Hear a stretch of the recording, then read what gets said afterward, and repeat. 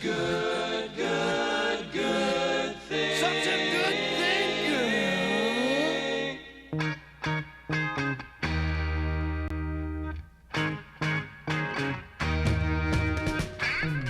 Welcome back to the Ray Lucia Show. I am John Ransom, filling in but not replacing the irreplaceable Ray Lucia right here on the Ray Lucia Show, answering your money questions. We're joined by Lyn Rowe, CFP. How are you doing today, Ray? You're doing good? Doing well, John. Okay, Thank great. you. And you're doing a great job. Well, and thank you. We miss Ray. Yes, we do. We do miss Ray when he's not here. But good news. Yeah. After you, he comes back to answer some questions, which is kind of the meat of the program. Anyways, we have very smart listeners who send in really great questions, and he's going to be doing that. Of course, they're smart. They're listening to Ray.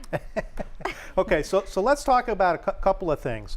Let's talk about some of the misconceptions about long-term care. Many people think, well, that's just something that I can save for myself. Right. Why can't they? Well, you know, we've talked about this on the air before, John.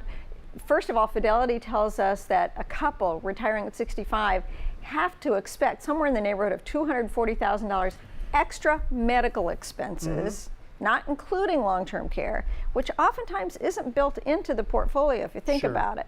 And if you add on top of that, let's say you maybe double it if one of the couple needs long-term care. Now you're looking at close to $500,000.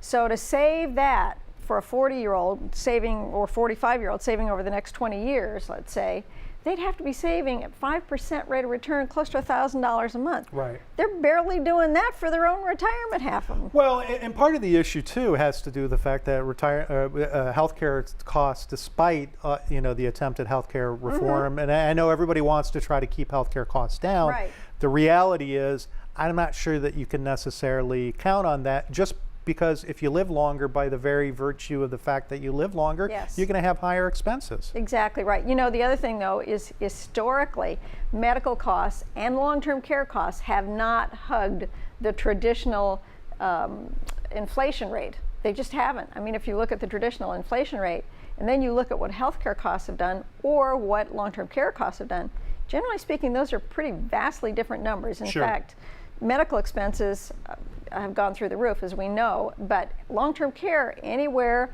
between 5 and 7%. So, well, when you think about the types of rates of returns that you get on safe money, 5 to 7%, it's very difficult for you to go out and self-insure, and that's all the more reason why you wouldn't want to do it. You don't have to think about it, right? Right. And the other issue with self-insuring, John, and people forget this because it's something that they don't see often, is that the family will not spend that money.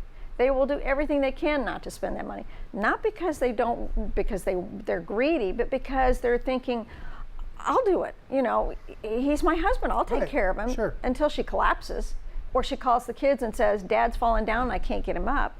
And then one of the kids steps up to the plate. And believe me, it's not a third, a third, and a third.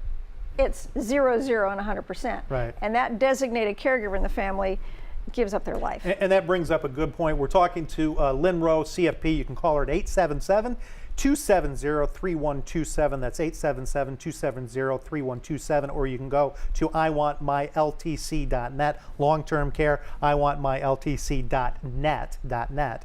And that brings up a good point, is that the caregivers are often the ones who suffer the most. We talked a little bit about before the show. We were talking a little bit about mortality, about people who are primary caregivers oftentimes have a shorter life expectancy than other people. That's right, because they're 24/7 caregivers. 24/7. There isn't a nurse out there who's going to sign up for a 24/7 shift. It's just not going to happen. They'd be crazy to do it. Why would a family member think that they're going to be able to do it? And it's particularly with a couple that's in their 70s, one needs the care. Guess what? The other one isn't in the best of health maybe at that point too, or picking him up is just not going to happen. Right.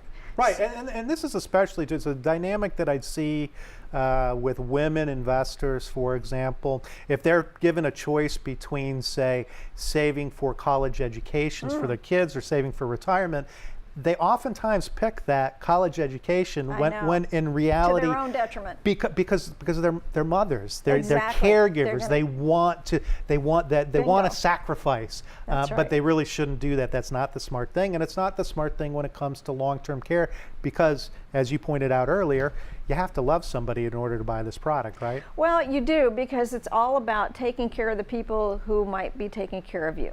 And if you love somebody and you don't want to put them through that, the most cost effective, as we said earlier, and the most practical is to get the insurance, whatever kind of insurance, but get the insurance, because the insurance, when that happens, the family will, first thing, they'll look into the insurance, because it's there, you bought it, and they're there to find out how they can get you the best possible care. And if you've got the insurance, they're going to call the insurance company and get somebody out there to help.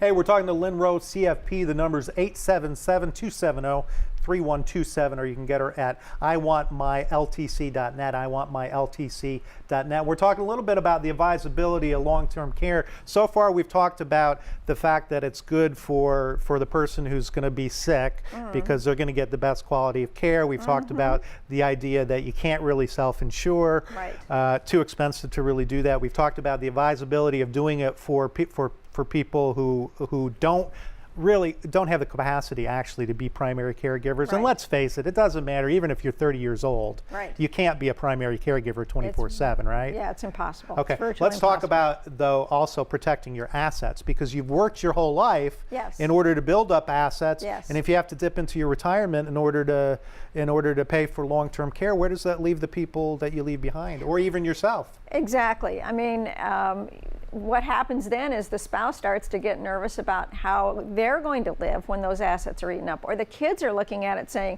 gosh, if dad continues to need care, we're going to have to take care of mom, or mom, who is by herself, and the kids aren't even thinking like that, is hopefully not going to find herself in some sort of situation where she needs care later and ends up on public assistance, but that's highly likely.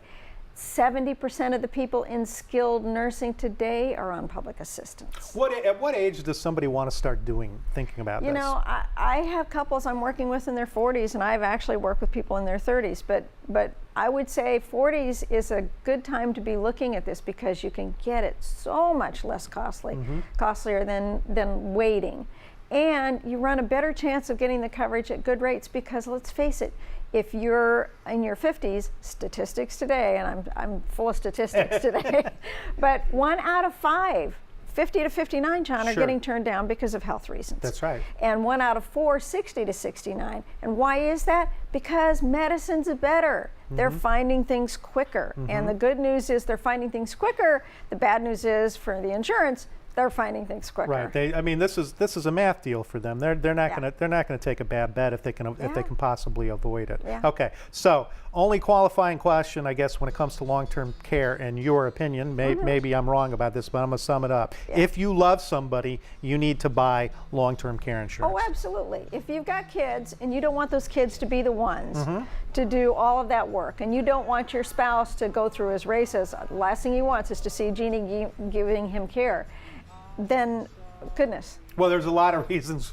for that, because you know Ray, he's got a little bit coming for him when it comes to that. It would drive her crazy. Yeah, it certainly would drive her crazy. Hey, talking to Lyn Rowe, when we get back, we're going to talk a little bit about what you need to do if you're a little short on retirement, you're a little bit older, you're still working, but you're thinking about retirement, how you might be able to catch up. You can get Lyn Rowe at iwantmyltc.net. That's iwantmyltc.net, or you can call her at 877-270-3127. I am John Ransom, filling in but not replacing the irreplaceable Ray Lucia. We'll be back after this.